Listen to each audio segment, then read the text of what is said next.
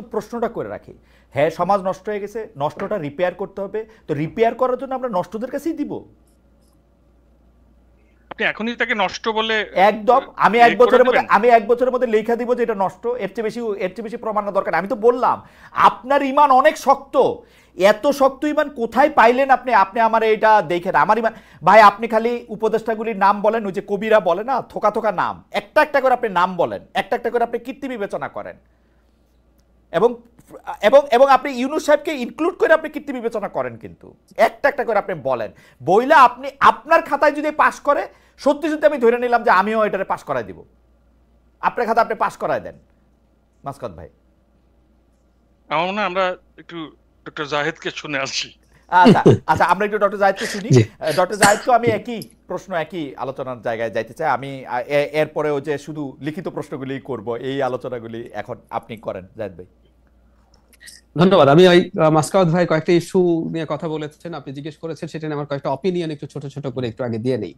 Doctor Yunus যে credit দেওয়ার প্রশ্নে অন্য যারা করছে, কিন্তু আমাদের সবচেয়ে বড় অভিভাবক হিসেবে আমরা যাকে এনেছিলাম, ক্রেডিটের ব্যাপারে কিন্তু তিনি একটা খুব গুরুত্বপূর্ণ কাজ করেছেন, এবং ইটস আ ব্লান্ডার। ওরা আমাদের নিশ্চয়ই মনে আছে, প্রথম ছাত্ররা নিয়োগকর্তা বলেছেন দ্যাটস ফাইন, ছাত্ররা তাকে ডেকেছেন, কিন্তু উনি ইউএনজিএ তে গিয়ে যেন মাহফুজ আলমকে, আমরা মাস্টারমাইন্ড শব্দটা কমনলি বলি, কিন্তু তিনি ব্যবহার করেছিলেন the brain behind the movement. তার মানে উনি দুটো কাজ করলেন। একটা মুভমেন্টের পেছনে যদি ব্রেইন থাকে একজন, তার মানে ইট ওয়াজ আ প্ল্যান্ড মুভমেন্ট। এই প্ল্যান্ড মুভমেন্ট এটাও একটা খুবই ভয়ঙ্কর ইন্টারপ্রিটেশন। আমাদের এই দেশ সম্পর্কে ডক্টর ইউনূসের আসলে খুব ধারণা নেই, আই এম সরি এভাবে বলার জন্য। শেষ মুহূর্তে ওনাকে যদি শেখ হাসিনা খুবই হয়রানি না করতেন, উনি গ্লোবাল পার্সোনালিটি, উনি সারা দেশ বিদেশ ঘুরে বেরিয়েছেন, বিভিন্ন গুরুত্বপূর্ণ জায়গায় গেছেন, কিন্তু ওনার উচিত ছিল এই খবরগুলো নেয়া। ওনাকে কেউ ফিট করেছে, ফর গড সেক, এবং কে ফিট করেছে সেটাও বলতে পারি, it's a public document. Press secretary উনি 8 অগস্ট মাহফুজ আলমের সাথে একটা ছবি দিয়ে clearly brain behind the movement কথাটা লিখেছেন, এবং কিভাবে মাহফুজ আলম একা এই জিনিসটা অর্গানাইজ করেছে, ওই স্ট্যাটাসটা এখনো আসছে, আশা করি যে কেউ দেখতে পারেন। সো এই ঘটনাগুলো ঘটেছে, এবং এই ঘটনাগুলো ঘটাটা আসলে প্রবলেম তৈরি করেছে, এবং উনি নিশ্চিতভাবেই একজন কিভাবে কৃতিত্ব দিলেন এই মুভমেন্টে, কিভাবে হলো, কিভাবে একটা চাকরির জন্য মুভমেন্ট এই জায়গায় এসে ঠেকলো, ওনার এগুলো জেনে শুনে সবকিছু তথ্য নিয়ে আসলে বলা উচিত ছিল, এবং উনি যখন ওই জায়গায় দাঁড়িয়ে কথাটা বলেন, এটা সংকট তৈরি করে। নাম্বার 2 হচ্ছে তাদের উপরে যে এক্সপেকটেশনের কথা। খালেদ ভাই প্রশ্ন করেছিলাম, ওদের সোনালী সময়টা কাকে দিল। আচ্ছা, আমি ওই বিসিএস পরীক্ষা প্রসঙ্গে বলি, এটা নিয়েও প্রচুর শোরগোল হচ্ছে, আমি কেন ওখানে গেছি ইত্যাদি ইত্যাদি। যাই হোক, আমার এক্সপেরিয়েন্সের কথা যদি বলি, এটা যে কেউ জানেন, আমি এই এক্সপেরিয়েন্সের কথা বলার সূত্রেই ওই তথ্যটা দিয়েছিলাম। সবার চয়েস একদম ইনভেরিয়েবলি, 1 হচ্ছে প্রশাসন, 2 হচ্ছে পুলিশ, আর 5% হবে না, 1-2% হবে ফরেন ক্যাডার ফার্স্ট। আচ্ছা, আমরা খেয়াল করি, আমি এই দুটো ক্যাডারকে আবার বিসিএস এর সব চাকরি থেকে আলাদা করতে চাই, কারণ এ দুটো ক্যাডারই শেখ হাসিনাকে অবৈধভাবে ক্ষমতায় রেখেছিল। খেয়াল করুন, প্রশাসন, আমি তার মানে তারা এমন একটা চাকরির পার্ট হতে চেয়েছে যে রিটার্নিং অফিসার বা অ্যাসিস্ট্যান্ট রিটার্নিং অফিসার হিসাবে রাতের ভোট করেছিল শেখ হাসিনার জন্য, যে শেখ হাসিনার হয়ে পিটিয়ে, গুম করে, খুন করে শেখ হাসিনা ক্ষমতায় রেখেছে পুলিশ ক্যাডারে। আমি একদিন একটা টিভি টক শোতে, আমার সাথে এবি পার্টির ফুয়াদ ভাই ছিলেন, সাথে হান্নান ছিলেন। তবে হান্নানকে এভাবে বলছিলাম ওই শোতেই অন রেকর্ড, যে হান্নান যদি বিসিএস এর পুলিশ হতো, যদি চাকরি হয়ে পল্টনের ওই থানায় যদি তার পোস্টিং থাকতো, হান্নান যদি রাস্তায় থাকতো, সেদিন ফুয়াদ ভাই যদি ওখানে একটা রাজনৈতিক কর্মসূচি আসতো এবং নির্দেশ থাকতো যে মিছিল, এই সমাবেশ ছত্রভঙ্গ করো, হান্নান ফুয়াদ ভাইকে পেটাতেন রাস্তায়। Isn't it? এটাই তো ওর চাকরি। তার মানে আমাদের তরুণরা শেখ হাসিনাকে সার্ভ করার চাকরি, এবং যে দুটো চাকরি, অন্য ক্যাডার গুলো ঠিক অতটা সরাসরি সরকারকে ক্ষমতায় রাখার সাথে জড়িত না, যে দুটো ক্যাডার তার সরাসরি ক্ষমতায় রাখার সাথে জড়িত, তারা ও দুটোতে যেতে। কিন্তু ডক্টর রহমান, আমি মানে আলোচনাটার ইয়ার জন্যই, আপনার মনে হয় না যে ওরা বিএনপি মডেলটা নিছে? 2018 সালের যে ইলেকশনের মধ্যে যে ইলেকশনটা খারাপ হয়েছে, এই খারাপ কথাটা আমরা বিএনপি নিতে কোয়াইতে, আমার মনে আছে যে আমার জীবন বেড়ে গেছে, তারা 36 ঘন্টা পরে না কতদিন পরে গিয়া তারা প্রেস কনফারেন্স করছে, তারপরে নিজেরা গিয়ে জয়েন করছে, টু মাই আটার সারপ্রাইজ। আমি যখন তাদের জানতে চেয়েছি যে তারা আপনারা গিয়ে জয়েন করলেন কেন, আমরা ভিতরে গিয়েও শেখ হাসিনার বদনাম করতে চাই, সেই জন্য আমরা এটা করছি। তো হান্নান মাসুদরাও তো ভিতরে গিয়া না পিটায়, আপনি কেমনে জানেন, ওরা তো বিএনপি মডেলও নিতে পারে, না পিটায় শেখ হাসিনারে ভয় দেখাইতে পারতো যে আমরা এসেছি এখন, তোমাদের এখন সাবধান হতে ওটা হবে। আপনার প্রথম যে বিএনপির কথা বললেন, আমি নিজেও খুব অবাক হয়েছি।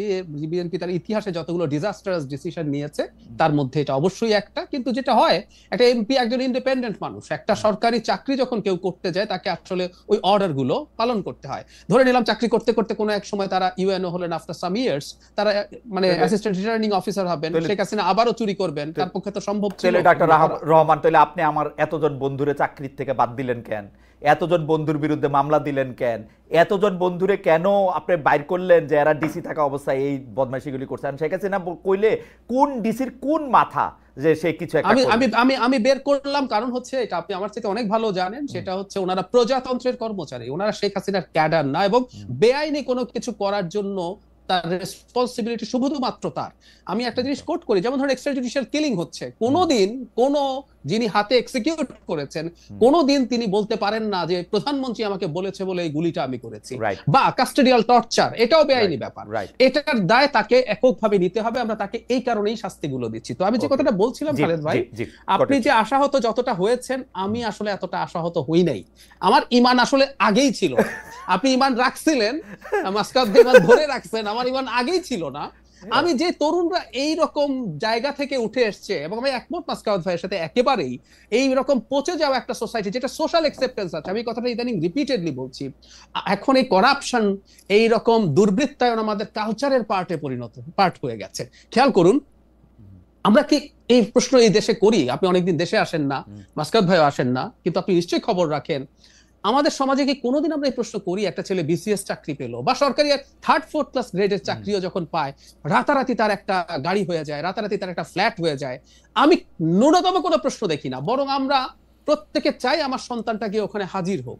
সো এই যখন অবস্থা, সেই তরুণদের সামনে যখন, আমি আবারও বলছি সব তরুণ করাপ্ট হবে না আমি তাই মনে করি না, কিন্তু একটা উল্লেখযোগ্য অংশ হবেই নি। স্ট্যাটিস্টিক্যাল যে প্রবাবিলিটি আছে সেটা তাদের ক্ষেত্রেও প্রযোজ্য, কোনো সন্দেহ নাই। তো সেই তরুণের সামনে যখন এরকম অবারিত সুযোগ আসে, it's the same thing. BCS চাকরি হয়ে আপনি ঘুষ খান আর চাঁদাবাজি করেন, এর মধ্যে আলাদা কিছু নাই, বরং কম বয়সে তারা আরো অনেক, মানে 1-2 কোটি খাওয়ার জন্য তো বিসিএস এর যে জায়গায় যেতে হতো, কম বয়সে তারা সেটা দেখে ফেলছে। তো এটা করবেন তো ডাক্তার রহমান, আমি শুধু বোঝার জন্য, যেহেতু আপনি এগুলি কাছে থেকে বিশ্লেষণ করেন, আমি দেশে সর্বশেষ গিয়েছিলাম 2024-এর ইলেকশনটা যখন হয়েছে, তো সুতরাং আমিও একটু আমার কাছে কিন্তু পরে মনে হয়েছে যে এই কথাটা হয়তো ঠিক। তারা যে আন্দোলনটা করতেছে সেটা একটা চাকরিকে ঘিরা না, 2019 সালের পর থেকে তারা সংগঠিত হইতেছে, সেটা যদি চাকরি হোক, নিরাপদ সড়ক চেয়ে আন্দোলন হোক, এমনকি আমার ঝাড়ু দেওয়ার অধিকারও হোক, এরকম একটা কিছুকেও যদি তারা জাতীয় আন্দোলনে পরিণত করতে পারে, তারা আসলে আলটিমেটলি আন্দোলনটা করতেছিল শেখ হাসিনাকে ফেলে দেয়ারই। এতে তাদের সবচেয়ে বেশি সহায়তা করছে শেখ হাসিনা নিজে, কিছু গুরুত্বপূর্ণ সিদ্ধান্ত নিয়ে যেগুলিতে তাদেরকে আসলে সাহায্য করা হয়েছে তাদেরকে। তো আপনার কাছে কি এইটা এরকম মনে হয় না যে আসলে চাকরিটা না, তারা আসলে সংগঠিত হইতেছিল একটা কমন কজকে ঘিরা, যেটাতে তারা আসলে শেখ হাসিনাকে ধাক্কা দিতে পারে? আমি মনে করি না। তাদের অনেকের ভেতরে এই ইচ্ছা ছিল না তা বলছি না। আমার রিটেন ডকুমেন্ট আছে, আমি অনেকগুলো কলামে এটা লিখেছি, আমি আমার ভিডিওতে বলেছি, আমি বাংলাদেশের তিউনিসিয়া মডেলের একটা ঘটনা ঘটবে, আমি সেটা একদম ক্লিয়ারলি বলেছি।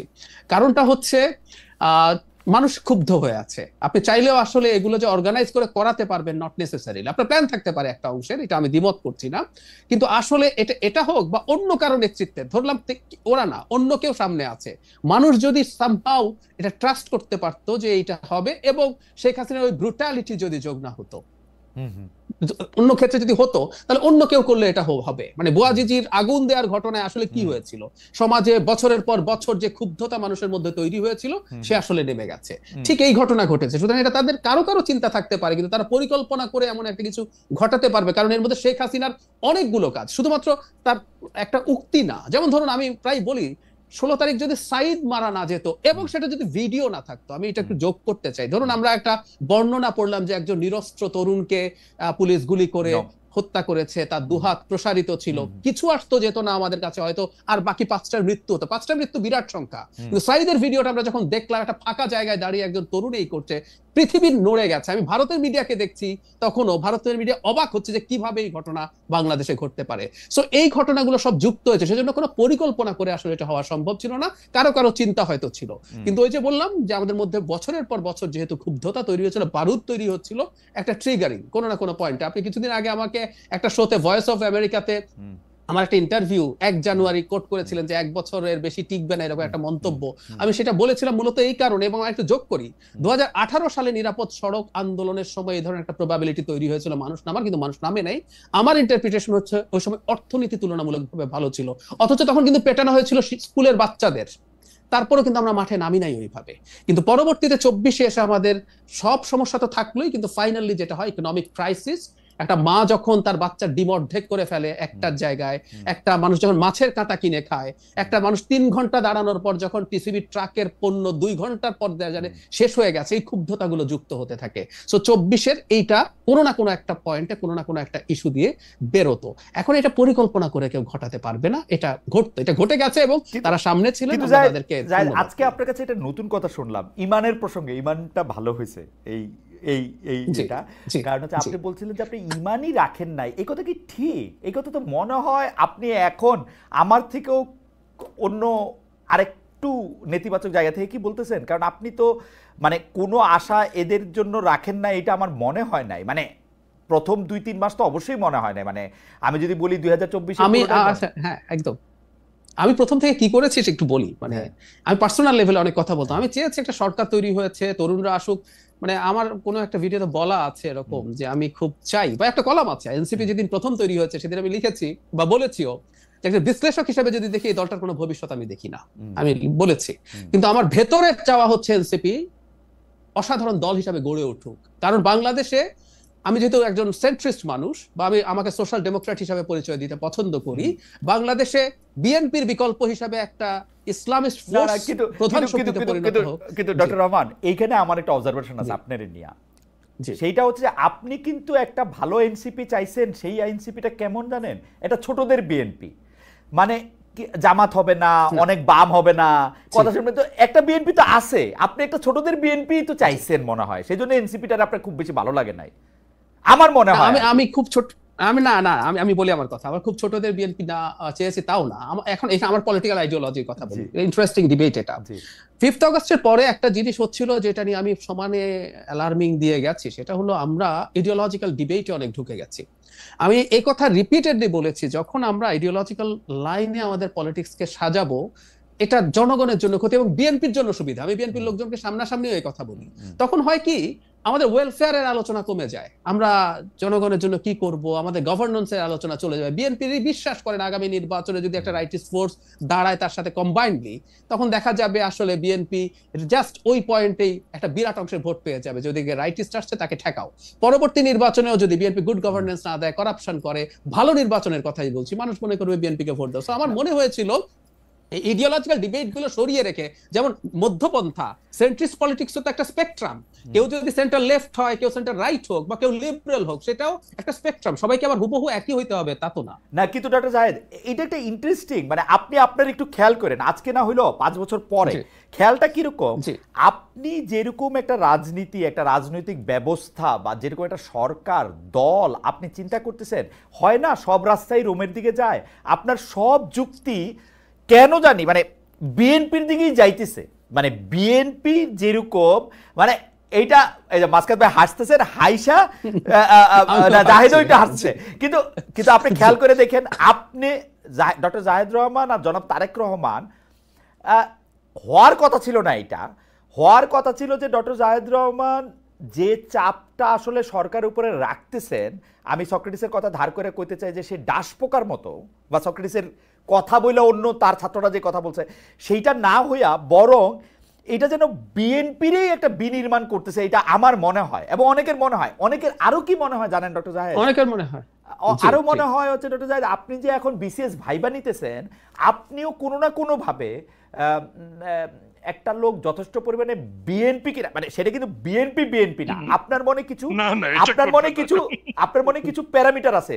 সেই প্যারামিটারটা হচ্ছে যে আপনি কি যথেষ্ট পরিমাণ ডানপন্থী, আপনি কি মৌলবাদী, আপনি কি যথেষ্ট পরিমাণ বামপন্থী, আপনি কি আওয়ামী লীগের প্রতি সফট, এগুলি বাদ দিয়া এটা ভালো, মানে এটা হিজবুত তাহরির না, হিজবুত তাহরির না, মানে হিলফুল ফজলে চড়া ভালো ছাত্রের একটা বিএনপির খোঁজে আপনি আছেন কিনা ডক্টর জাহেদ? এটা আপনার একটু আমার একটু এক দুই কথা যদি বলেন, আমি একটু মাসকাত ভাইয়ের কাছে যাই। না, হ্যাঁ বলবো নিশ্চয়ই। আমি একদম প্রকাশ্যে একটা কথা বলেছি, এটা নিয়েও প্রচুর ডিবেট হয়েছে, সেটা হচ্ছে আমি এরকম একটা কথা বলেছিলাম যে এই মুহূর্তে, বাক্যটা আগে বলি, অনেক পত্রিকা এটার ফটো কাট করে ছেড়ে দিয়েছে, আমার বিস্তারিত কথাটা সেখানে ছিল না, অনেকে পড়েননি, যে এই মুহূর্তে বিএনপি ছাড়া আমাদের কোনো গতি নাই। আমি এটা আবারও এখানে বললাম। কেন বললাম? আমরা দল করতে হবে নট নেসেসারি, কিন্তু আমাদের প্রত্যেকের পলিটিক্যাল ইডিওলজি আছে। আমি আমি রাজনীতিকে কেমন দেখতে চাই, বাংলাদেশের ভবিষ্যৎ কার হাতে থাকুক আমি চাই, সেটা নিয়ে আমার একটা চিন্তার জায়গা আছে। আমি যদি গ্রোসলি এটুকু বলি সহজভাবে বোঝার জন্য, আমি যদি একজন সেন্ট্রিস্ট মানুষ মনে করি, বাংলাদেশে এই মুহূর্তে উল্টো দিকে আরেকটা রাইটিস্ট ফোর্স, আমি একদম এক্সট্রিম রাইটের কথা বলছি না, যে রাইটিস্ট ফোর্স গুলো, এটা নিয়ে আমার ডিবেট আছে, আমি সময় থাকলে বলবো, এটা নিয়ে আলাপটাও করছি, যারা কনস্টিটিউশনাল পলিটিক্স করে। ধরুন আমি নাম বলছি, জামায়াতে ইসলামী, ইসলামী আন্দোলন, যারা কনস্টিটিউশনাল পলিটিক্স করে বলে দাবি করে বলছি, আমি পরের সুযোগে এটা নিয়ে কথা বলবো, যে তারা আবার শরিয়ার কথাও বলে কায়েম করবেন, কোন মানব রচিত আইন থাকবে না বলছেন, সেটা আবার কিভাবে ফিট ইন করে, যে ডিফারেন্ট ডিবেট। কিন্তু এই আইডেন্টিটি পলিটিক্স এর বিরুদ্ধে আমার খুব স্পষ্ট অবস্থান আছে। আমি ভারতের বিজেপির বিরুদ্ধে এত কথা বলেছি, আমার ইউটিউব চ্যানেল কিন্তু ভারতে অফিসিয়ালি বন্ধ করা হয়েছে, officially I got a mail. So আমি, আমার একটা নীতিগত অবস্থানের জায়গা আছে। এমনকি আওয়ামী লীগের বাঙালি জাতীয়তাবাদ, আমি প্রথম আলোতে কলাম লিখেছি যে আমরা বলছি যে বাঙালি জাতীয়তাবাদ দিয়ে আমরা আমাদের বিভেদ ছড়াতে পারবো, আমি বলছি স্টিল এটা একটা আইডেন্টিটি এবং এটা অন্যকে এক্সক্লুড করে। সেই কারণে আমি মনে করছি শর্ট টার্মে আমরা যারা মধ্যপন্থী মানসিকতার মানুষ, সেই কারণে আমার মনে হয় এই বিএনপি ছাড়া শর্ট টার্মে একটা অল্টারনেটিভ আমি যেরকম চাই তৈরি হওয়ার আগ পর্যন্ত this is the only option আমার মনে হয়। আপনার মধ্যপন্থা এবং বিএনপি নিয়ে মানে এটা হয় কি, মানে ঠিক টেলিভিশন লাইভ আলোচনার বাদে আমরা যদি দর্শকদের উপস্থিতিতে এইটা নিয়ে আমার আপনার স্পেসিফিক কিছু কথা বলার আছে, আপনারই শুধু না, মানে বিএনপি মধ্যপন্থার দল কিনা, বিএনপি আসলে বাংলাদেশকে কোথায় নিয়ে যাবো, একটা মধ্যপন্থার দলের বাংলাদেশে প্রয়োজনীয়তা এবং এটা নেতৃত্ব আসলে বিএনপি দিতেছে কিনা, কেন এনসিপি এর থেকে দূরে সরতেছে, আমাদের কখনো সুযোগ হলে আমরা একটা দর্শকদের মানে একটা থিয়েটার, এটা নিয়ে আমার কিছু প্রশ্ন আছে। আমি একটু মাসকাত ভাইয়ের কাছে যেতে চাই। তো মাসকাত ভাইয়ের কাছে যাওয়ার আগে আমি দর্শকদের কাছে একটু জানতে চাইছিলাম একটা প্রশ্ন, সেটা হচ্ছে এরকম যে রাষ্ট্রীয় স্বীকৃতির পক্ষে থাকলেও জুলাই সনদ ও ঘোষণাপত্র সংবিধানে যুক্ত করার বিপক্ষে বিএনপি। প্রিয় দর্শক, আমরা জানতে চেয়েছিলাম যে দলটির অবস্থান সঠিক বলে মনে করেন কিনা। শতকরা 37% মনে করছেন যে দলটির অবস্থান সঠিক, মানে বিএনপির অবস্থান সঠিক, শতকরা 63% মনে করছেন যে সঠিক না। 45,000 দর্শক এখানে ভোট দিয়েছেন। আমি একটু মাসকাত ভাইয়ের কাছে যাই, যে মাসকাত ভাই, আমি এবারের প্রসঙ্গটা আনতে চাই যে একটা আইডেন্টিটি পলিটিক্সের প্রসঙ্গ আসলে ডক্টর জাহেদ তুললেন।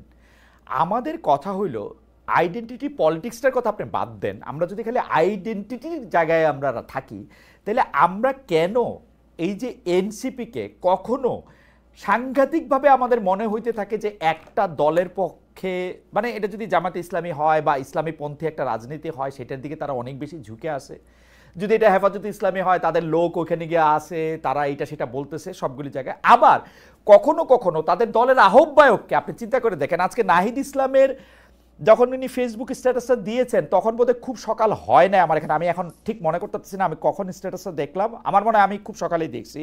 আমি খুবই চিন্তা করতে থাকলাম যে নাহিদের মতো বিচক্ষণ একজন রাজনীতিবিদ কেন সাদিক কায়ুম সমন্বয়ক নন, কেন শিবিরের ক্রেডিট এখানে ছিল না, এইটা এরকম ওনাকে এত বেশি করে লিখতে হচ্ছে। আপনি কি এই জায়গার আইডেন্টিটিটা আমাদের একটু বুঝাই দিবেন, মানে এনসিপিকে আসলে কি প্রমাণ করতে হইতেছে?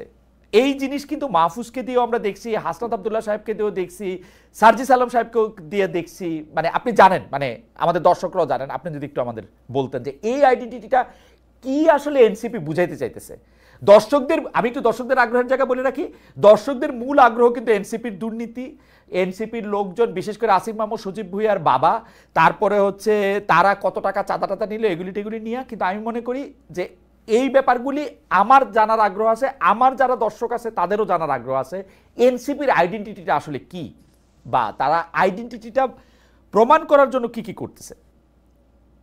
ব্যাপারটা হচ্ছে যে গত বছর বৈষম্য বিরোধী আন্দোলনের সময় মোটামুটি 16 জুলাই থেকে আমি একটু ফলো করছিলাম ভারতের কয়েকটা মিডিয়াকে, তো সেখানে ওই 16 জুলাই সন্ধ্যা থেকেই দেখা গেল যে ভিনা সিক্রির মতো থিঙ্ক ট্যাঙ্করা তারা বলতে শুরু করলেন যে এটা উগ্রপন্থীদের আন্দোলন, এটা ডানপন্থীদের আন্দোলন, এটা মৌলবাদীদের আন্দোলন, এখানে অনেক জঙ্গি এবং জিহাদি ঢুকে পড়েছে।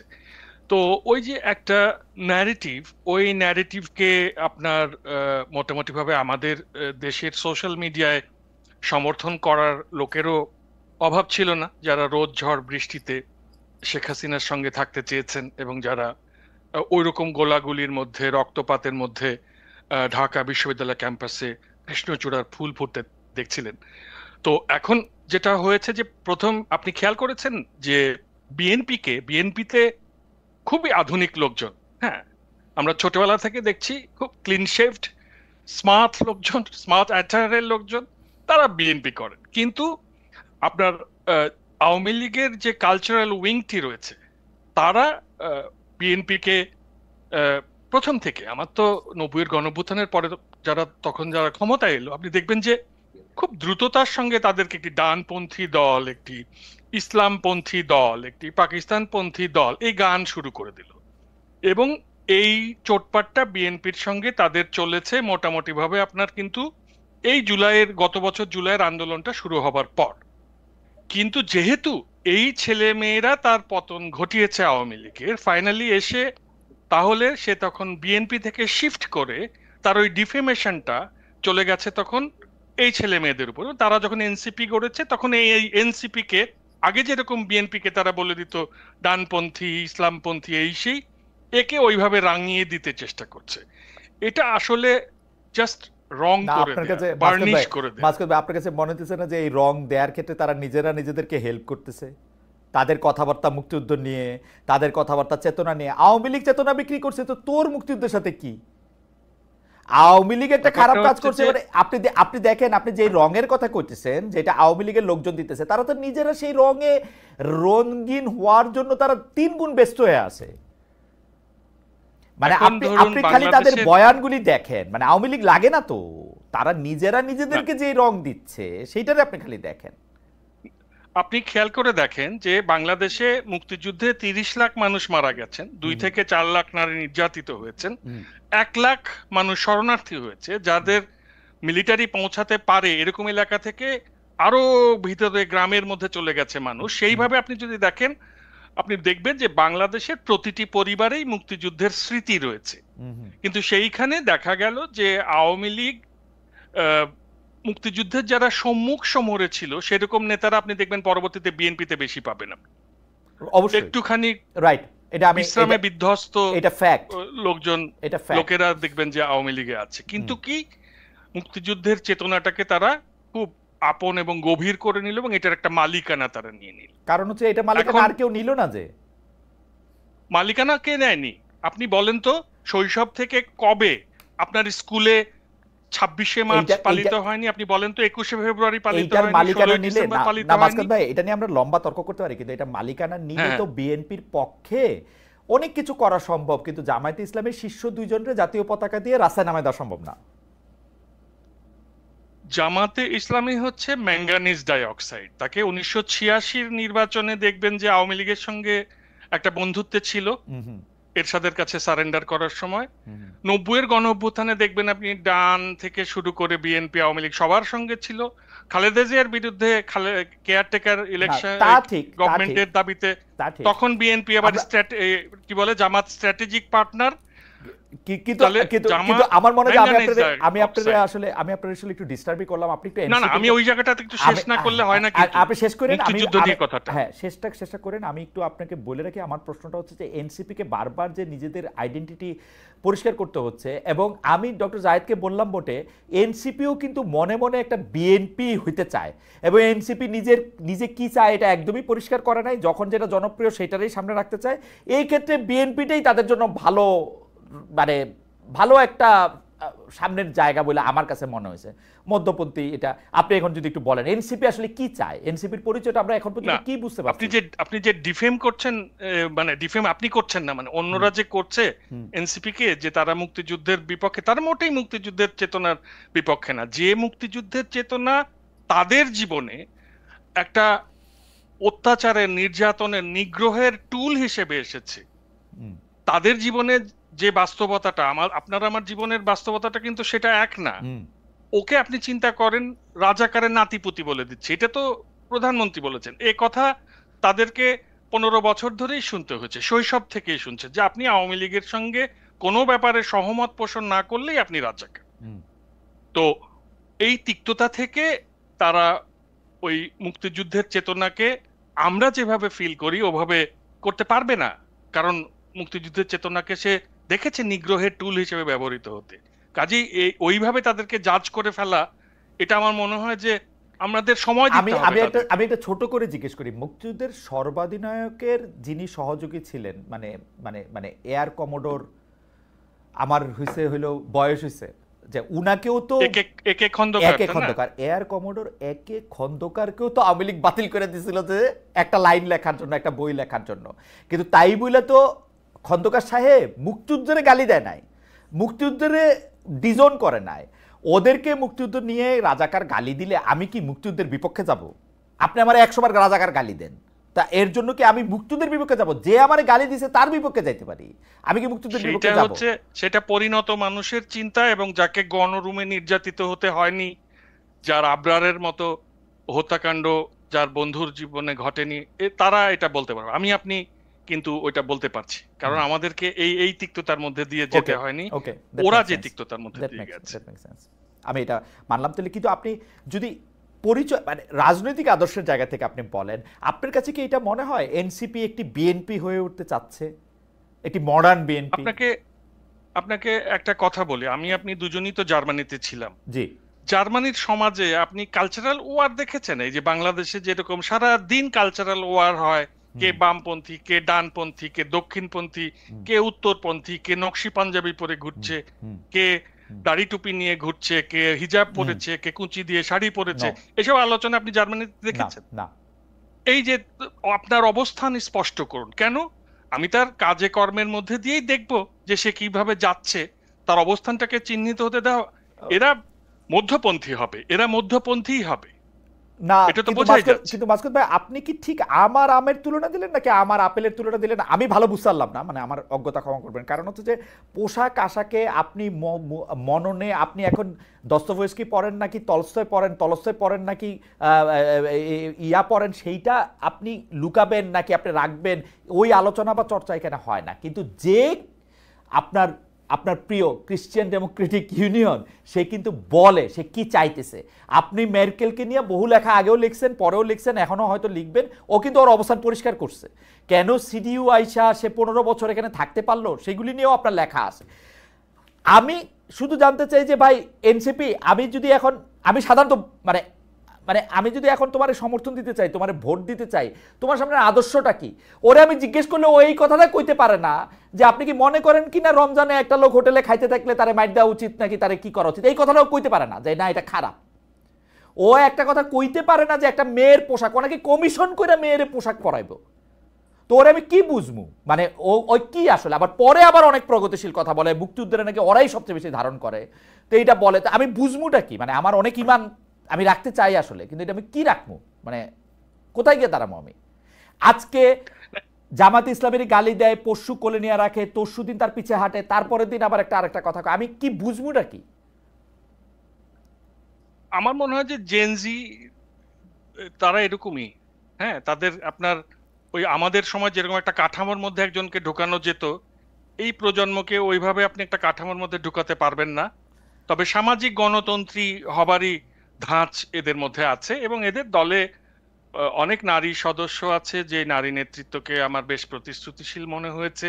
এবং প্রতিদিনই তো এদেরকে আপনার ওই সমাজের নানান জিজ্ঞাসার মুখোমুখি হতে হচ্ছে, এবং এরা যেহেতু আপনার ওই আমাদের সমাজের প্রচলিত প্রগতিশীলতার সংজ্ঞার সঙ্গে মিলছে না, সেই কারণে তাদেরকে প্রগতিশীলতার পৈতেটা পড়ানো যাবে নাকি তাদেরকে আমরা ডানপন্থী বলে আদারায়ন করে দেব, অপরায়ণ করে দেব?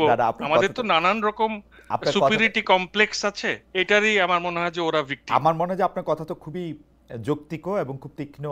আপনি বলেছেন যে মানে আমরা তাকে অপরায়ণ করব কিনা, এবং একটা ক্লাসের মধ্যে এটা কোনো ঝামেলা আছে কিনা, আমাকে ওই কথাটা খুব শুনতে হয়। কিন্তু আমার কাছে মনে হয়, আমি এটা দর্শকদের কাছেও পরিষ্কার করতে চাই, যে যদি ক্লাসের কথা বলা হয়, এই এনসিপিতে যারা রাজনীতি করতেছেন বলে আমি চিনি, হান্নান মাসুদ সাহেব ইনক্লুডেড, নাহিদ ইসলাম সাহেব থেকে শুরু করে, তাদের থেকেও আমি এর চেয়েও হাম্বল ফ্যামিলি থেকে আমি আসছি।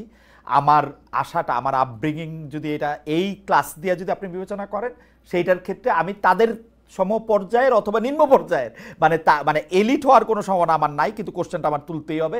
যাই হোক, আমি ডক্টর জাহেদ রহমানের কাছে একটা আসতে চাই। ডক্টর জাহেদ, একটা হচ্ছে যে এই আইডেন্টিটির ক্ষেত্রে কিন্তু এনসিপির কিছু প্র্যাকটিক্যাল প্রবলেম আছে। একটা প্র্যাকটিক্যাল প্রবলেম হচ্ছে ওদের জন্য আমরা কোনো স্পেস রাখি নাই। দ্বিতীয় প্র্যাকটিক্যাল প্রবলেম আমি মাসকাত ভাইয়ের সুরে মানে যদি ধরতে পারি, আমি এটা বুঝে থাকি, আমরা আসলে ওদের প্রতি একটু বেশি নিষ্ঠুর, বেশি কট্টর এবং অনেক আগের থেকে সমালোচনা শুরু করলাম।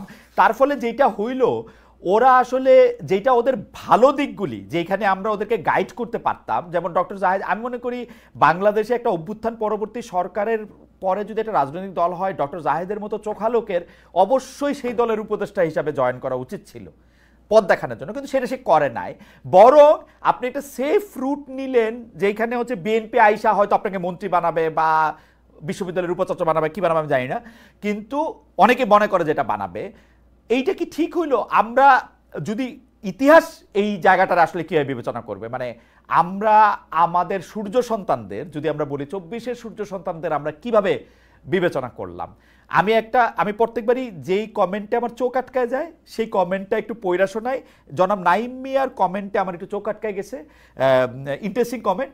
এইটা বইলা আপনার কাছে আমি আসতেছি। সেটা হলো, মহিউদ্দিন ভাই, আপনাকে ভালো সাংবাদিক মনে করেছিলাম, এখন দেখি আপনিও বিএনপির দালালি শুরু করেছেন। সিরিয়াসলি জনাব নাইম? আচ্ছা, যাই হোক, ডক্টর জাহেদ আপনি যদি একটু বলেন। তাহলে বিএনপির সময় আপনারও মন্ত্রী হওয়ার একটা সম্ভাবনা দেখা যাচ্ছে। আচ্ছা আচ্ছা, হ্যাঁ, জনাব নাইম মিয়া মনে করতেছেন এটা, জনাব তারেক রহমান না। একদম।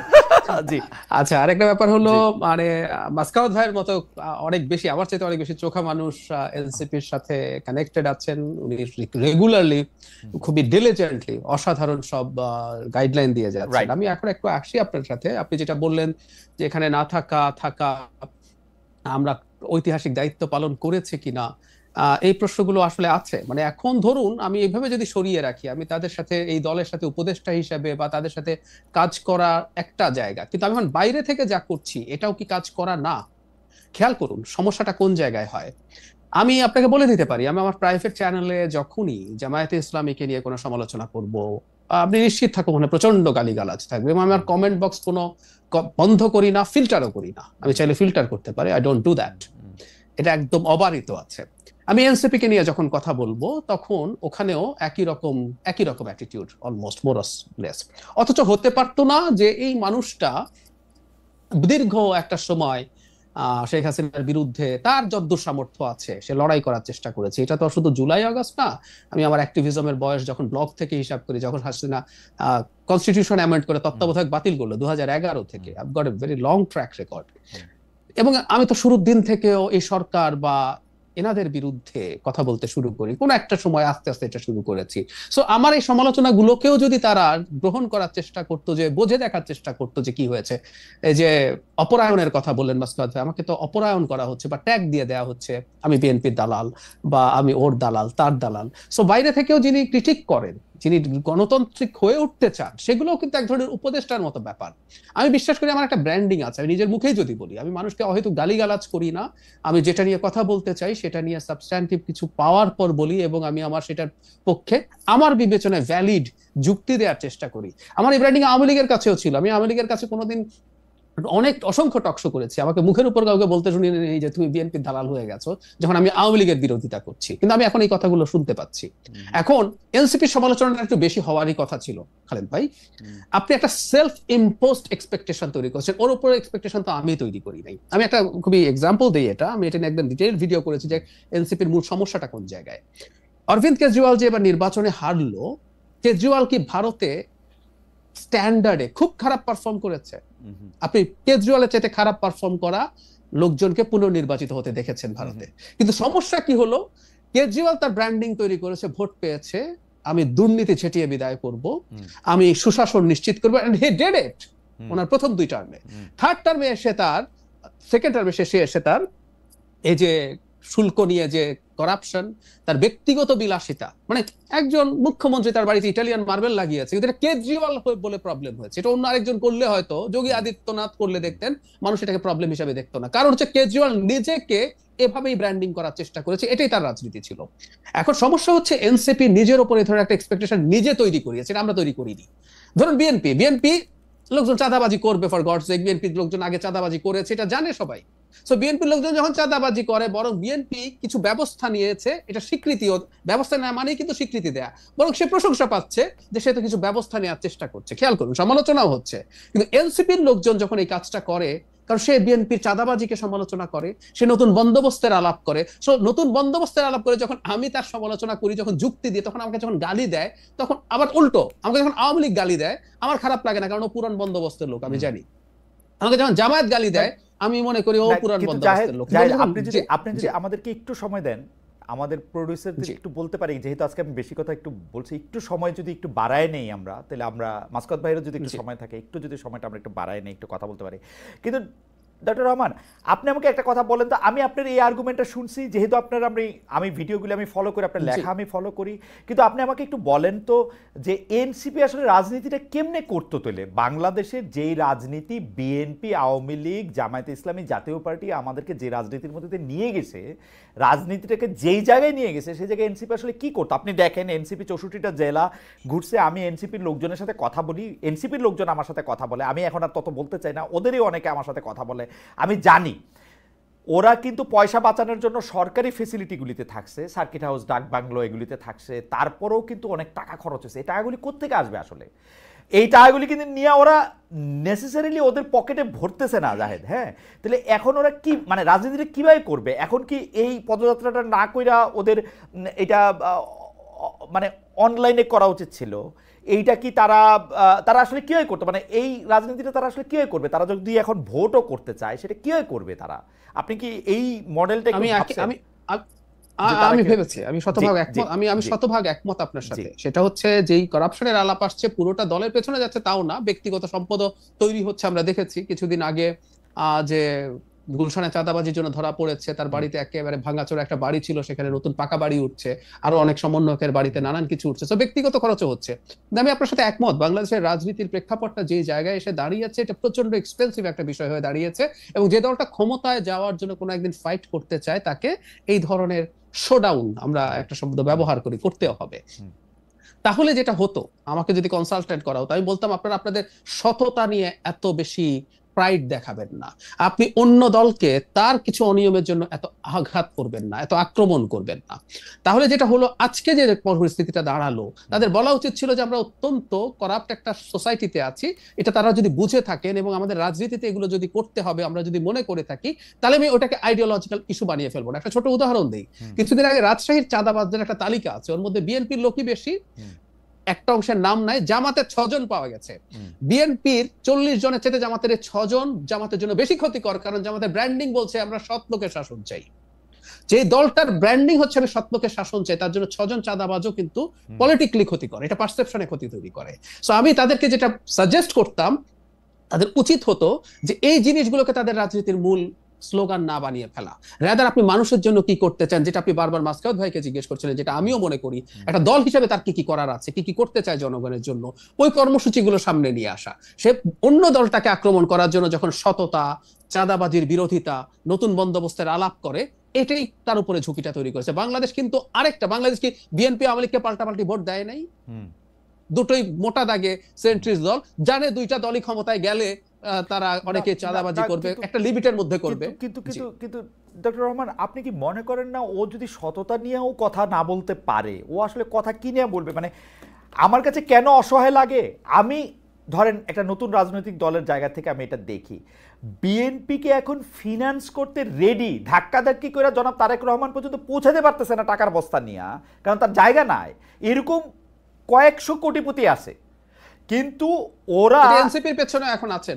জি, এনসিপির ওরা একজনরে ফোন করে যদি 2 লাখ টাকা চাইতেছে, যে ভাই আমাদেরকে 2 লাখ টাকা দেন, আমরা ওই জায়গা থেকে হাইটা ওই জায়গায় যাবো, ওইটাও কিন্তু আমরা কোশ্চেন করতেছি। আপনি পলিটিক্যাল পার্টি হিসেবে ওরা করবে এটাকে? আপনি বলতেছেন যে না, সততা নিয়ে প্রশ্ন করা যাবে না, বা সততা নিয়ে আপনি প্রশ্ন করলেন না, কিন্তু আসলে রাজনৈতিক মডেলটা কি হবে ওরা যদি একটা রাজনৈতিক দল করতে চায়? না না না খালেদ ভাই, আমি একটু খেয়াল করি। প্রথম কথা হচ্ছে, এনসিপি কে প্রথম থেকেই ব্যবসায়ীরা দুর্দান্ত সাহায্য করেছে, ওদের কতগুলো প্রবলেম হয়েছে, মানে এনসিপি কে বিএনপি কে সাহায্য করতে চাই, বিএনপি নির্বাচনে জিতে ক্ষমতায় যাবে, এনসিপি কে কেন সাহায্য করেছে এইভাবে?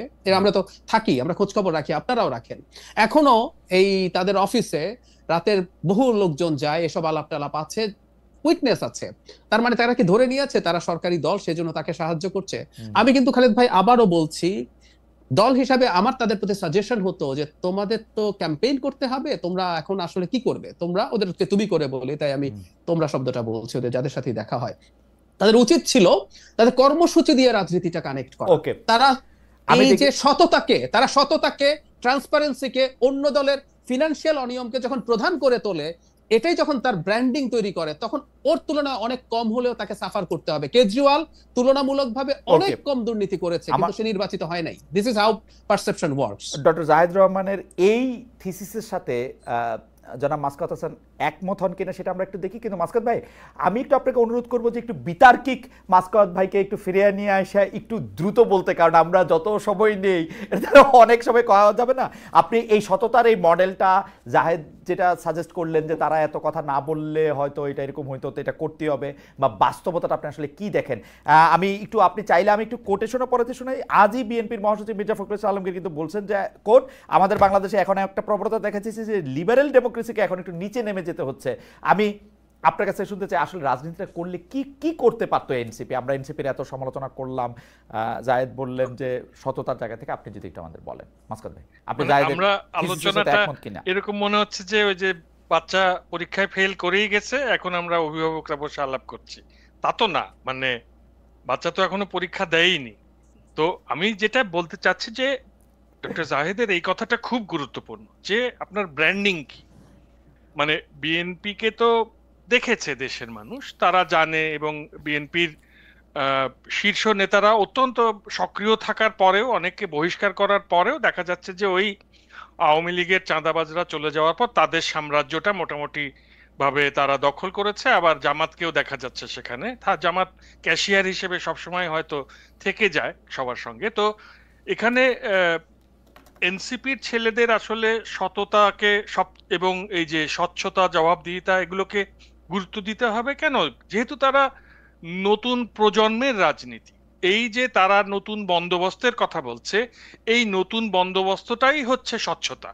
এই নতুন বন্দোবস্তটাই হচ্ছে যে তাদের দলের কেউ ওই একই কাজ করছে।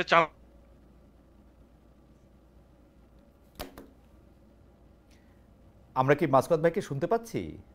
আমি কিন্তু মাসকাত ভাইকে শুনতে একটু দাবাজি করছে। এখন ঠিক আছে, এখন ঠিক আছে, এখন ঠিক আছে। এখন ব্যাপারটা হচ্ছে যে ধরুন বাংলাদেশের রাজনীতিতে আমরা সবাই জানি যে বিএনপি, বাম দল, এমনকি ইসলামপন্থী দলগুলো, তাদের যে রেটরিক, তাদের যে ভাষারীতি, তা মোটামুটি শালীন ছিল। কিন্তু আওয়ামী লীগের সময় দুঃখজনক হলেও সত্য যে শেখ হাসিনা নিজেই অশালীন রেটরিক গুলোকে উনি ট্রেনিং দিতেন, ওই সেই প্রশ্ন নয় প্রশংসা করতে এসেছি নামের সংবাদ সম্মেলনে। এবং আমরা সিপি গ্যাং নামের একটি দলকে দেখেছিলাম যে যারা অনলাইনে গালাগালের প্রচলন করে। তো এই ছেলে মেয়েরা যেহেতু ওই যে ট্যাগিং দেখে বড় হয়েছে এবং গালাগাল দেখে ট্যাগিং করে বড় হয়েছে। হ্যাঁ, ট্যাগিং না, ওরা ট্যাগিং নিয়ে বড় হয়েছে এবং ট্যাগিং করে, নিজেরাও করে। ট্যাগিংকারীদেরকে পতনের পরে ওরা ভেবেছে এখন, এতদিন তো ওরা আমাদেরকে ট্যাগিং করেছে, এখন আমরা ওদেরকে ট্যাগিং করি। তো এখন আসলে এইভাবে তো চলবে না। আমি শুধু ওই জায়গাটা আপনি একটু দৃষ্টি আকর্ষণ করতে চাই যে হ্যাঁ, সততার কথা বলতে হবে, নতুন বন্দোবস্তের কথা বলতে হবে, কিন্তু নতুন বন্দোবস্তের সঙ্গে সঙ্গে নতুন কাপড়, নতুন স্বাস্থ্য আর নতুন বাড়ি যখন এত সামনে চলে আসে, তখন এই প্রশ্ন আপনি বলতেছেন যে তারা এখনো পরীক্ষাই দেয় নাই।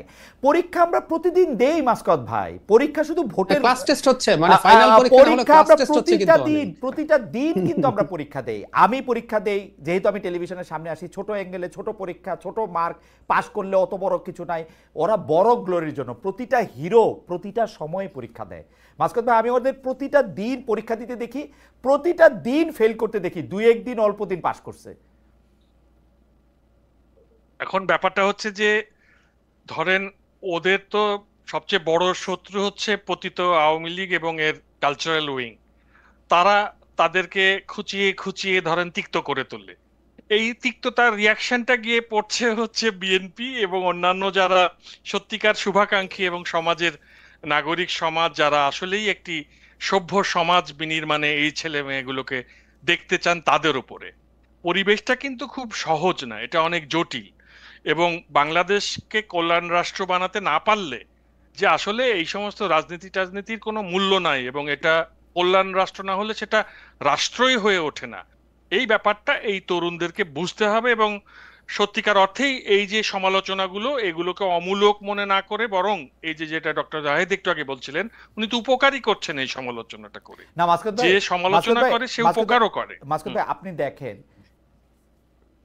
চিফ জুডিশিয়াল ম্যাজিস্ট্রেটকে ফোন করে তুলে নিয়ে আসছে, কারণ চিফ জুডিশিয়াল ম্যাজিস্ট্রেটের ওইখানে 2টা লোকের চাকরি হয় নাই। সিরিয়াসলি আমি একটা ফটো বাড়ায় বলতেছি না, একটা ফটো আমি যেহেতু আর নাম কইতেছি না, আপনি বুঝতে পারতেছেন যে আমি ওদেরকে গার্ডও করতে চাইতেছি, সত্যি তুলে নিয়ে আসছে। এখন ঘটনা হইতেছে যে আসিফ নজরুল, প্রফেসর আসিফ নজরুল সারা জীবনের একটা ভীতু লোক, উনাকে এনসিপি একটা বকা দিলে এই লাইনের থেকে ওই লাইনে যায়, নিজের কথা শুই না, নিজে আরো 3বার এটা ঠিক করে। উনারে আমি যখন এই কথা জিজ্ঞেস করলাম যে এটা করা হয়েছে, উনি বলে যে এটা কার মন্ত্রণালয়, আমি বলি যে ভাই এটা আপনার এনে।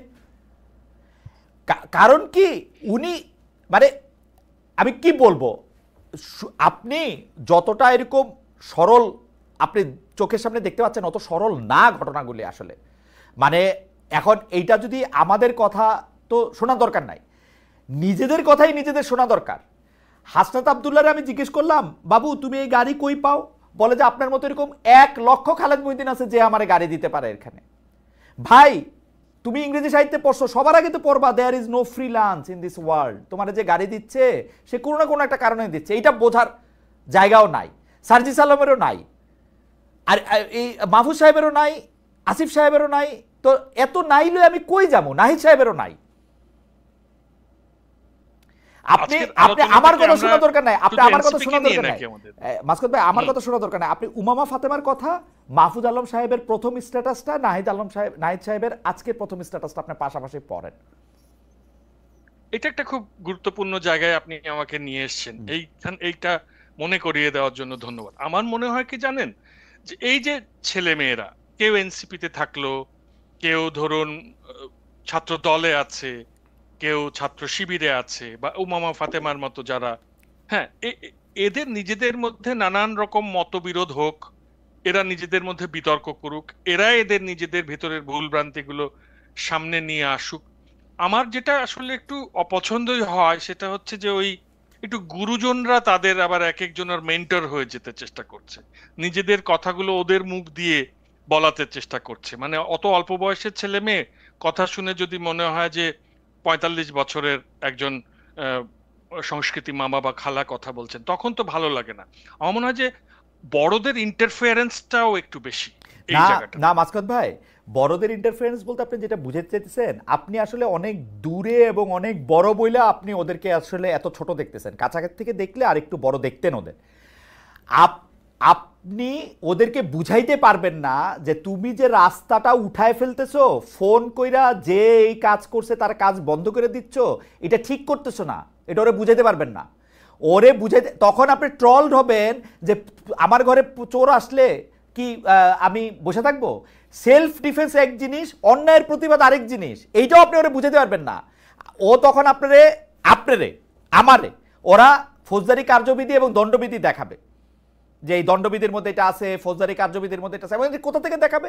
আপনি একটা কালচারাল উইং থেকে কথা বলতেছেন, আরেকটা কালচারাল উইং যেটা তাদেরকে এই জিনিস ফিট করতেছে, তারা এটা এসে আমাদেরকে দেখাবে। অত অত অত অত সহজ না। আওয়ামী লীগের যে কালচারাল বয়ান, এটা আমি স্বীকার করি মাসকাত ভাই, আমি আবার আসতেছি আপনার কাছে, আমি আওয়ামী লীগের কালচারাল বয়ান স্বীকার করি, কিন্তু আপনি দেখেন এই সরকার, আপনি এটা মনে রাখেন, এটা আপনি আমাকে বললেন মব আর প্রেসার গ্রুপ, সেইটাও আমাকে শিখায় যে ভাই এটা মব, এটা প্রেসার গ্রুপ। আমরা তো উই আর দেটা চাইতেছিলাম না, উই আর দেটা তো ক্রিয়েট করা হয়েছে। আমি ডক্টর জাহেদের কাছে আসি যে ডক্টর জাহেদ,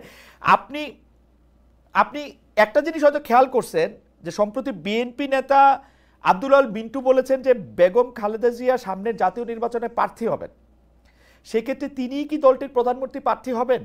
আরেকটা বিষয়, আপনি যেহেতু একটু বিশ্লেষণ করেন, একটু খোঁজখবরও রাখেন, আপনার কাছে কি মনে হয় জনাব তারেক রহমান যে এখনো দেশে আসছেন না, এইটা কি আসলে বাংলাদেশকে তিনি যথেষ্ট নিরাপদ মনে করছেন না সেজন্য আসতেছেন না, নাকি এর পিছনে কোনো গুজ্জ কারণও থাকতে পারে? কারণ আইন কানুনের কোনো কারণ নাই, উনি এখন মানে উনার বিরুদ্ধে কোনো কিছু নাই এখন, তো সুতরাং উনার আইন কানুন দিয়ে কোনো ভয় নাই। এটা খুবই ভ্যালিড একটা প্রশ্ন। আপনি যে নিরাপত্তার কথা বলছেন এটাও আমি শুনেছি ইভেন ওনার দলেরও কারো কারো কাছ থেকে শুনেছি এই সম্ভাবনা হয়তো আছে। আমি নিশ্চিত নই এখন এই নিরাপত্তাটা আসলে আবার কবে ঠিক হবে, কারণ তিনি যদি রাষ্ট্রীয় কোনো পদে না থাকেন, রাষ্ট্রীয়ভাবে তো তাকে ওই পর্যায়ে নিরাপত্তা দেওয়া সম্ভব না, তাহলে তিনি কি নির্বাচনের আগে আর আসবেনই না? আমি জানি না। আবার কেউ কেউ এটাও বলছেন নিরাপত্তা চাইতে হয়তো এটা একটা কারণ হতে পারে যে তিনি আসলে যে একটা প্রচন্ড বেশ বড় একটা হাইপ তৈরি হবে সেটাকে দিয়েই নির্বাচনটা করে ফেলা, মানে ধরুন নির্বাচনের তফসিলের খুব আগে আগে তিনি চলে আসলেন তখন থেকে, তাহলে যে এটা হবে উনি বিভিন্ন জায়গায় যখন নির্বাচনে ক্যাম্পেইনে যাবেন সেটা হয়তো ফর দ্য ফার্স্ট টাইম তিনি যাবেন, সেইটা দিয়ে একটা মারাত্মক হাইপ হবে, সেটা তাদের নির্বাচনে হেল্প করবে। এটা একটা কারণ হতে পারে, আমি ধারণা করি এটাই হয়তো কারণ।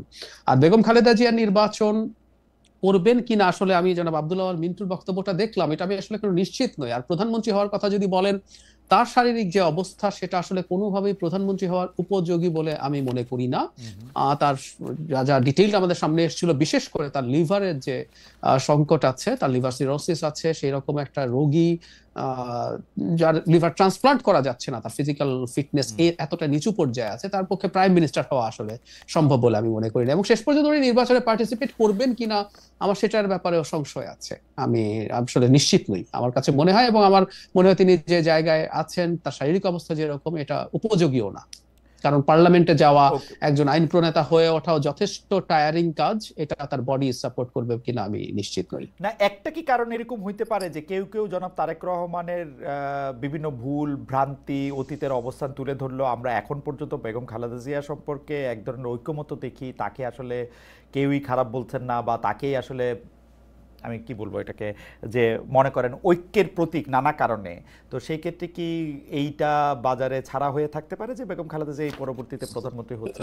কুড বি হতে পারে। এবং আমি আবার যেটা মনে করি 2001-06 সালে জনাব তারেক রহমানকে নিয়ে যেসব সমালোচনা ছিল, মানে শেখ হাসিনা পরবর্তী সময়ে আসার পর বাংলাদেশকে যে জায়গায় দেখা গেছে, আমি তো আসলে শেষ পর্যন্ত মনে করি যে সেই জিনিসগুলো আর ওই জায়গায় নেই। আর দ্বিতীয় কথাটা হচ্ছে তিনি এখন মানুষের সামনে আসছেন, আমি অনেককেই বলতে শুনেছি তার সমালোচক যারা একটা সময় ছিলেন, তারা তার এই 5th অগাস্টের পর বা তার আগে থেকেও তিনি পাবলিকলি কথা বলছেন, তার সাথে পার্সোনালি দেখা করেছেন অনেকে যারা তার প্রতি একসময় বেশ ক্রিটিক্যাল ছিলেন, আমি ব্যক্তিগতভাবে জানি, তারা তার মধ্যে একটা মেজর ট্রান্সফরমেশন দেখেন। তবে আপনি যেটা বললেন, ইনফ্যাক্ট সেটা হওয়ারও সম্ভাবনা থাকবে, যদি এরকম অনেক বেশি সেটা সামাল দেয়া না যায়, তাহলে বেগম খালেদা জিয়াকে সামনে রাখা হতে পারে।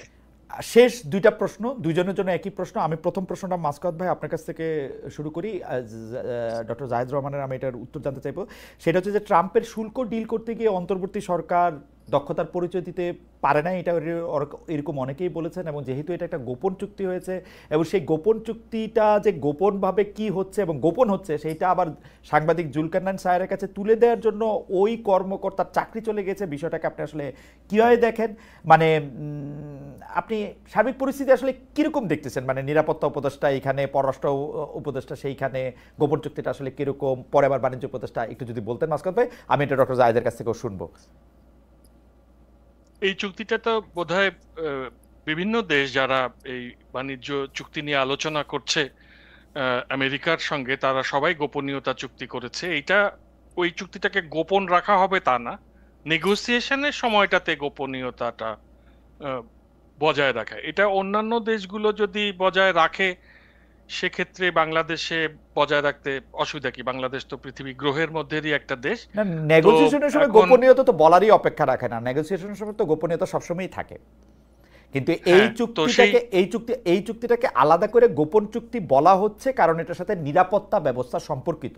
বাংলাদেশের জনগণের জানার অধিকার আছে যে ব্যবসা করতে গিয়ে আমি যদি এটার মধ্যে নিরাপত্তার ব্যবস্থাটা সামনে আসে, তাহলে এইটা কতটা কি আমরা করব, এটা তো কোথাও না কোথাও একটা বলার দরকার আছে। আমরা তো একটা কাগজ দেখে এটা জানবো, ব্যাপারটা এরকম না। এবং নেগোসিয়েশন পর্যায়ে গোপনীয়তার কথা বলা আমাদেরকে আন্তর্জাতিক চুক্তি সম্পর্কে শাক দিয়ে মাছ ঢাকার নামান্তর। নেগোসিয়েশন পর্যায়ে সব চুক্তি গোপন থাকে। আমার বেতন কত হয়েছে এখানে, সেটাও নেগোসিয়েশন পর্যায়ে গোপনই ছিল, এখন প্রকাশ। তো নেগোসিয়েশন হয়ে গেলে তখন সবাই জানতে পারবে। কিন্তু এইটাকে যে বলা হইতেছে যে এটাকে বলাই যাবে না, গোপনই রাখতে হবে, সেইটা তো হচ্ছে একটা আলাদা। নেগোসিয়েশনের সময়টাতে বলা যাবে না, এটা তো আপনি দেখেন আসিয়ানভুক্ত যে দেশগুলো আছে তাদের প্রত্যেকটা দেশের মিডিয়ায় দেখেন তারাও এটা বলছে যে এটা এই আলোচনার সময় এইটা গোপনীয়তা বজায় রাখা হবে। কারণ ভারতের সঙ্গে যখন আলোচনা হচ্ছে আমি তখন তো মানলাম, ওটা কিন্তু এটার মধ্যে তো শুধু পরিষ্কার করা টেরিফ হয়নি। নিয়ে আলোচনা হইতেছে না, এটার মধ্যে সেফটি সিকিউরিটি সাথেও একটা দুইটা ক্লজ এরকম আছে যেটার মধ্যে সেফটি সিকিউরিটি প্রসঙ্গ কিছু জিনিস চাওয়া হইতেছে। অন্যান্য কোনো দেশের কোনো চুক্তির মধ্যে কি এরকম একটা ক্লজ আছে? আমি কিন্তু আরো 3-4টা মানে চুক্তি হয়ে যাওয়ার পর আরো কয়েকটা চুক্তি দেখছি, কারোর মধ্যে এরকম নাই।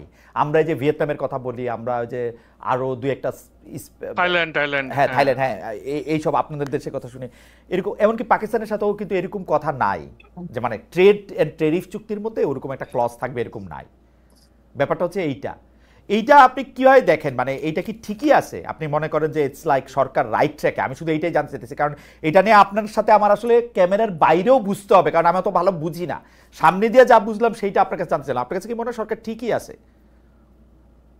আমার কাছে তো মনে হয় যে সরকার যে নেগোসিয়েশনটা করছে এটা করার পরে চুক্তিটা হলে তখন আমরা জানতে পারবো, তখন আলোচনা করে সুবিধা হবে না? মানে আপনার কি মনে হয় যে ওকে, আমরা অ্যাপ্রিহেনশনের নিয়ে এত আলাপ কি করতে পারবো যে কি চুক্তি হচ্ছে সেটা না জেনেই আমরা কি আগেই বলে বসবো যে দেশ বেচে দিচ্ছে? মানে এগুলো তো আসলে আমার মনে হয় যে রাইট আমরা বেশি না, কারণ কারণ আমরা কেন ভয় পাই? সরকারের পররাষ্ট্র সচিব, পররাষ্ট্রমন্ত্রী সংবাদ সম্মেলন করে বলে যে এখানে একটা করিডোরের কথা বলা হইতেছে। এরপর আবার নিরাপত্তা সচিব বলে না, এখানে করিডোর না, এইখানে আসলে কথা হইতেছে হচ্ছে একটা মানবিক করিডোরের। তারপরে আবার এইটার মধ্যে থেকে সরকারের মুখপাত্র বলে যে এটা হচ্ছে একটা আলাদা জিনিস। পরে আবার জাতিসংঘের কাছে আমরা শুনি যে এগুলি নিয়ে কোনো আলোচনাই হয় নাই। মানে একটা বিষয় নিয়ে 5 রকমের কথা, আমার তো মুখস্থও থাকে না। বরং এখন আমি এখন কোথায় আছি সেটা আপনার কাছে প্রশ্ন করতে চাই, জানতে চাই ডক্টর জায়েদের কাছে যাওয়ার সময়। খালেদ ওর সো কল্ড জার্নালিস্টের লাইফে এনসিপির যে সমালোচনা করছে তা 17 বছর আওয়ামী লীগের 1% করে নাই। সো কল্ড জার্নালিস্ট ভালো। ইব্রাহিম খলিল, খালেদ মহিউদ্দিন আজকে আবার হাসনাতের রাস্তার প্রতিবাদের বিষয়টা নিয়ে কথা বলা থেকে বোঝা যায় সাংবাদিক হিসেবে তার নিজের মত মানুষের মধ্যে চাপিয়ে দেওয়ার প্রচন্ড মানসিকতা আছে। ওকে ডক্টর জায়েদ, আপনি একটু বলেন যে এই সরকার ঠিক জায়গায় আছে কিনা, নিতে না পারলে হ্যাঁ খুব খুব কঠিন রাজনীতি করা। মানে এটা আওয়ামী লীগের মতো আচরণ আওয়ামী লীগ। আমি আপনাকে বলি মাসকাত ভাই, সাদ্দাম কেমনে গাড়ি চড়ে, এটা চড়ার জন্য সাদ্দামের লোকজন হাজার হাজার ফেসবুক মনে আছে আমার, ওইটা কইলে আপনি আমার সান্ত্বনা দিতে বাধ্য হয়েছিলেন পাকিস্তানে, ভাই তুমি কিছু মনে করো না বা তুমি এগুলির স্বাভাবিকভাবে নাও। আপনি সান্ত্বনা দিয়েছিলেন, আরো অনেকে সান্ত্বনা দিছিল, কারণ দে নিউ যে এটা কেমনে চলতেছে। একই জিনিস ওরা করে এবং সেম ম্যানারে সেম জায়গা থেকে। আমার ধারণা ছাত্রলীগের লোকগুলিরই চাকরি দিছে ওরা আবার, আমার ধারণা। এইটা ব্যাপারটা হচ্ছে যে বাংলাদেশ তো পৃথিবী গ্রহের বাইরে না, পৃথিবীর সব দেশে সাংবাদিকদের দায়িত্বই হচ্ছে বিভিন্ন রাজনৈতিক দলের ত্রুটি বিচ্যুতিগুলো বের করা। এই প্রশ্ন নয় প্রশংসা করতে এসেছি তাদের কাজ না, তাদের কাজ হচ্ছে প্রশ্নই করতে এসেছি, প্রয়োজনে নিন্দা করতে এসেছি। এই কালচারে অভ্যস্ত হতে না পারলে এটা কোনো রাজনীতি হবে না। এটা আমার মনে হয় যে সবাইকে শিখতে হবে, নতুন প্রজন্ম না শিখলে তো খুবই এটা হতাশাব্যঞ্জক হবে। ওকে ডক্টর জায়েদ, আপনি কি মনে করেন? আপনাকে ধন্যবাদ মাসুদ ভাই। ডক্টর জায়েদ, আপনার কাছে কি মনে হয় যে মানে সরকার এখানে ঠিকই আছে কিনা, মানে সরকারের কার্যক্রম পর্যবেক্ষণগুলি? আমার আরেকজন প্রিয় দর্শক আমাকে বলেছেন যে Khaled you should study first about Vietnam এবং থাইল্যান্ড, কি জানি একটা লিখছে উনি। ও আচ্ছা, Reza Wazed. Khaled Mohiuddin, you should study properly about Thailand Vietnam. Okay, চেষ্টা করবো ভাই। আচ্ছা, আমি সরকারের ক্ষেত্রে আমাদের সরকারের ক্ষেত্রে কেন আমরা ট্রেডের বাইরে এসব ইস্যু আনছি, তার প্রধান কারণ হচ্ছে আমরা ট্রেড ডেফিসিট ট্রেড দিয়ে আসলে কমাতে পারতাম না। আমি এটা নিয়ে বিস্তারিত কথা বলেছি, বিস্তারিত ভিডিও বানিয়েছি। আমার প্রথমেই প্রিজাম্পশন ছিল, ধরুন আমরা $8 বিলিয়ন এক্সপোর্ট করি আর অ্যারাউন্ড $2 বিলিয়ন আমরা ইম্পোর্ট করি, এই 6 বিলিয়ন এটা খুব বেশি কমানো সম্ভব না, কারণ আমাদের প্রধান যে ইম্পোর্ট গুডস আছে এগুলোতে আসলে ট্যারিফ অলমোস্ট ছিল না, দুইটাই ছিলই না, কটন এবং সয়াবিনে। দুইটাই খানিকটা ছিল আমাদের ওই যে আয়রন এবং স্ক্র্যাপ আয়রন, এবং আরেকটা হচ্ছে এলএনজি তে 4 আর 5%, ওটা কমিয়ে দিলেও বাকি। এর মধ্যে এলএনজিটা আমরা সরকার যদি যেহেতু ইম্পোর্ট করে, সে সম্পূর্ণ আমেরিকা থেকে আনতে পারে, মিডল ইস্ট থেকে আনবো না। আমি কাতার ওমান থেকে আনতাম, ওটা বাদ দিলাম, সব আমেরিকা থেকে আনবো। যে গম কিনতে চাইলো, বোয়িং কিনতে চাইলো, তার মানে সরকারকে কিনতে হবে অথবা অস্ত্র কিনতে হবে কিছু একটা। That was my presumption. এবং বোয়িং কিনবে এখন 25টা বলা আচ্ছা হচ্ছে। ডক্টর সাহেব, এটা দিয়ে আসলে আলটিমেটলি আমি এইটা বোঝার জন্য আপনি আমাকে একটু বলেন তো, আমরা কি বিভিন্ন দেশের সাথে ব্যবসা করি না ওরা আমাদের চ্যারিটি করে? আমরা সারা জীবন কষ্ট করে 1 টাকার জিনিস ওগরে পাঠাই, ওরা এটার মধ্যে 15 টাকা লাগায়া 20 টাকায় বেচে, ওগো কিছু যায় আসে না। ভারত আমাগুলোকে চুক্তি বন্ধ করে দেয়, আমরা কিছু কইতে পারি না। আমেরিকা আমাকে ট্যারিফ দিয়ে দেয়, আমরা কিছু কইতে পারি না। মানে সব জায়গা থেকে আমরা ভিক্ষা লই নাকি? মানে ঘটনাটা কি একটু এটাও যদি না, এখানে একটা প্রবলেম না এখানে আমি আবার এই ইস্যুর ক্ষেত্রে আমি আবার ট্রাম্পের আবার দারুণ ইমানের জোর দেখি এখানে। আমি ট্রাম্পের ইমান দেখি কেন, ফাইনালি বাংলাদেশের সাথে যে 14টা দেশের ট্যারিফ ঝুলেছিল, এর মধ্যে কিন্তু জাপান এবং সাউথ কোরিয়াও ছিল। ইভেন ইন্ডিয়াকে যে ট্যারিফ দেওয়া হয়েছে 25%, ইন্ডিয়া কিন্তু এক্সপেকটেশন বেশি ছিল। ইন্ডিয়ার ও মোদিকে বন্ধু টন্ধু বলে, কিন্তু ওর জায়গায় ট্রাম্প কিন্তু আমি দেখি তার বেশি ইমানের জোর আছে। সে সাউথ কোরিয়াকে ছাড়ে নাই, সে জাপানকে ছাড়ে নাই। সো আমাদের প্রবলেম যেটা হয়েছে, আমরা আসলে বিজনেস দিয়ে এই ট্রেড ডেফিসিট কমাতে পারতাম না, ফলে অনিবার্যভাবে আমার অন্য একটা ট্রেড অফ করতে হইতো। এখন প্রবলেম যেটা দাঁড়ালো, ওর মধ্যে সিকিউরিটি ইস্যু ঢুকে গেছে। আমি লিকড যে ডকুমেন্ট আছে সেটা সরিয়ে রাখি। ফজল কবির খান প্রথমবার আলোচনার পর দেশে এসে বলেছেন যে আমেরিকা আমাদের সাথে একটা ফ্রেমওয়ার্ক এগ্রিমেন্ট করতে চায়, যেখানে সিকিউরিটিও খুব ইম্পর্টেন্ট ইস্যু হিসেবে আছে। উনি পাবলিকলি এই কথা বলেছেন। এখন সিকিউরিটি ইস্যু হিসেবে থাকা মানে মিয়ানমার, এর মধ্যে শুধু করিডোর না, রোহিঙ্গাদেরকে ট্রেনিং দিয়ে এখন আরাকান আর্মির সাথে ফাইট করতে পাঠাবে, এটা ইন্টারন্যাশনাল ক্রাইসিস গ্রুপ তার রিপোর্টে বলছে। তারপরে ইন্দো প্যাসিফিক স্ট্র্যাটেজির সাথে কতটুকু আমরা ইনভলভড হব, এসব আলাপ আলোচনা আছে। এগুলো থেকে থাকতে পারে। বা আমেরিকান অস্ত্র কেনার জন্য তো আমাদের ওই যে জিসোমিয়া যে চুক্তি আছে সেটা সাইন করতে হবে, তার সাথে আবার মানে সাপ্লাই রিলেটেড যে চুক্তি আকসা, এটা সাইন করা হবে কিনা, এসব নানান ইস্যু আছে। এগুলো খুব খারাপ চুক্তি তা বলছি না, কিন্তু এগুলো করা হচ্ছে কিনা আমাদের জানা দরকার আছে। এবং আমার একটা অন্য অ্যালার্মিং আছে, সেটা হচ্ছে এইরকম, এগুলো কি করছি আমরা? এগুলো করার মাধ্যমে সরকার কি কোনো ট্রেড অফ করছে? এই যে সরকারের মধ্যে একটু বেশি দিন ক্ষমতায় টাকার আলাপ আছে, যদি সেটা হয় যে ঠিক আছে আমি এগুলো করছি, সাথে আমি এটাকে একটু যদি আগায় নেই, তুমি আমাকে একটু সমর্থন করো। কিন্তু ডক্টর রহমান, আমি আপনার সাথে এই জায়গায় আমি বিনয়ের সাথে দ্বিমত পোষণ করে, আমি সরকারের মধ্যে বেশি দিন থাকার লক্ষণ একদমই দেখতে পাচ্ছি না। সেই জন্য ওনারা যা করতেছেন তাড়াতাড়ি করতেছেন। ওনাদের মধ্যে মানে এই প্রশ্নটা আমার শেষ প্রশ্ন, কিন্তু আপনি ট্রেড অফের কথাটা বলে আপনি ভালো করছেন। আমি শেষ প্রসঙ্গটা আসি, তাহলে আপনি একসাথে বলে দিন। আমি মাসকাত ভাইয়ের কাছে আপনার কথা শুনে সেটাতে যাবো। শেষ প্রসঙ্গ হচ্ছে ডক্টর ইউনূস যেসব কাজগুলি নিজের জন্য করছেন, এটা যে কনফ্লিক্ট অফ ইন্টারেস্ট হইতেছে, এটাকে উনি বুঝা করতেছেন। উনি ম্যান পাওয়ার সাপ্লাই করার একটা ইয়া করলেন, উনি ওনার নিজের ট্যাক্স বাতিল করলেন, উনি গ্রামীণের জন্য একটা আলাদা ওয়ালেট করলেন, আরো অনেক কিছু করলেন, 5G লাইসেন্স, ইউনিভার্সিটি করলেন সেগুলি। এবং জিজ্ঞেস করলে বললেন যে আমি তো এখানে কেউ আমার এগুলো আমার না, আমি শুধু ট্রাস্টি। এখন পৃথিবীতে সবকিছুই ট্রাস্টি, বিল গেটসের জিনিসও বিল গেটসের না, সবই ট্রাস্টি। আমারও টাকা হইলে আমি ট্রাস্টি হয়ে যাবো। এগুলি কি আসলে কনফ্লিক্ট অফ ইন্টারেস্টে উনি বুঝতে পারেন, বুঝা করেন নাকি? এবং উনার কারণে, মানে আমার রিডিং হচ্ছে, আমি এনসিপির সমালোচনা করি, কিন্তু যত কিছু হয়েছে এগুলি ডক্টর ইউনূসের কারণে। এবং উনার যেহেতু পথ দেখাইতে উনি পারেন নাই, আমি উনাকে বলবো যে উনি লজ্জাহীনভাবে কনফ্লিক্ট অফ ইন্টারেস্টের কাজগুলি উনি করছেন একজন বড় মানুষ হইয়া, সেজন্য বাধ্য হয়েছে পোলাপানগুলি এগুলি অনেক কিছু এরকম করতে। আমি একদম এটা আমার বলতে দ্বিধা নাই আসলে, জেল জরিমানা যাই হোক। আমার রিডিংটা আমি বললাম, আমি একটু আপনার কথা একটু শুনতে চাই। জি, আমি একেবারেই একমত। মানে তার মাপের একজন মানুষের কাছ থেকে এই ধরনের প্রবণতা একেবারেই ভালো না। মানে ওনাকে আমরা যেভাবে চিনি, ওনাকে আমি প্রায় কথা বলি যে উনি এই দেশের দায়িত্ব নিয়ে রাদার আমাদেরকে উদ্ধার করেছেন। তার পাওয়ার কিছু নাই, তিনি গ্লোবালি এত বড় পার্সোনালিটি, কিন্তু যখন একটু পেটি জিনিসপত্র নিয়ে তিনি করেন, সেটা আমাদের কাছে আসলে ভালো লাগে না। এখন সেই প্রশ্ন আসলে আলটিমেটলি আসবে, যতই চ্যারিটি হোক আর যাই হোক না কেন, গ্রামীণের সব প্রতিষ্ঠানের অলমোস্ট নিয়ন্ত্রণ তার হাতে আছে, তিনি সেগুলো তার হাতে রাখতে চান। একই সাথে এখন এই নতুন সব জিনিস তিনি তার নামে করে করছেন, এগুলো খুবই ব্যাড প্রেসিডেন্স হলো। আমি ডক্টর ইউনূসের সরকার সম্পর্কে প্রথম থেকে একটা কথা বলে যাচ্ছি যে সরকারকে অনেক কিছু করা জরুরি না, এই সরকারের উচিত হচ্ছে কতগুলো বেঞ্চমার্ক তৈরি করা। ছোট ছোট কিছু কাজেরও যদি কতগুলো বেঞ্চমার্ক উনি তৈরি করতেন, তাহলে সেই বেঞ্চমার্ক গুলো আমাদের কাজে লাগতো। আমরা পরবর্তী কোনো সরকারকে চাপে ফেলার জন্য বলতে পারতাম উনি এটা করেছেন, উনি এটা করেছেন, আপনি কেন পারবেন না, আপনি আরো এত নির্বাচিত সরকার হয়েও। কিন্তু উনি যে বেঞ্চমার্কটা তৈরি করলেন তার পার্সোনাল প্রতিষ্ঠানগুলো নিয়ে, এটার ওনারশিপ যেখানেই থাকুক না কেন, যাই থাকুক না কেন, এটা খুবই অসুন্দর হয়েছে। ইন এনি কনসিডারেশন আমিও আপনার সাথে একেবারেই একমত। এবং আপনি যেটা বলছেন, যখন রাষ্ট্রের এই পর্যায়ে বসে থাকা একজন মানুষ যার জীবনে পাওয়ার কিছু নাই, এত কিছু উনি পেয়েছেন, তিনি যখন এটা লোভ কোট আনকোট সামলাতে পারেন না, তখন এই তরুণদের কাছে তো আসলে এক ধরনের প্রশ্রয় হওয়ার এই কথা হতে পারে। মানে মানে আমি একটু মাসকাত ভাইয়ের কাছে জানতে চাই, আমার আর কিছু বলার নাই। এবং ডক্টর মোহাম্মদ ইউনূস নিজের এইখানে নিজের একটা সেক্রেটারিয়েট টেবিলে বসে একটা গ্রামীণ ওয়ালেট দিচ্ছেন, একটা গ্রামীণ ইউনিভার্সিটি দিচ্ছেন, একটা কি বলে ম্যান পাওয়ারের দিচ্ছেন। মানে আমার কাছে এটা প্র্যাকটিক্যাল, আমার সত্যি আবার ডিস্টোপিয়ান মনে হয়। আমার কাছে মনে হয় যে ডক্টর ইউনূস এগুলি সাইন করতেছেন। কেমনে করতেছেন মাসকাত ভাই, আপনি আমার একটু বলেন তো, মানে কেমনে বা কে নিয়ে তার সামনে এই ফাইলগুলি দিচ্ছে?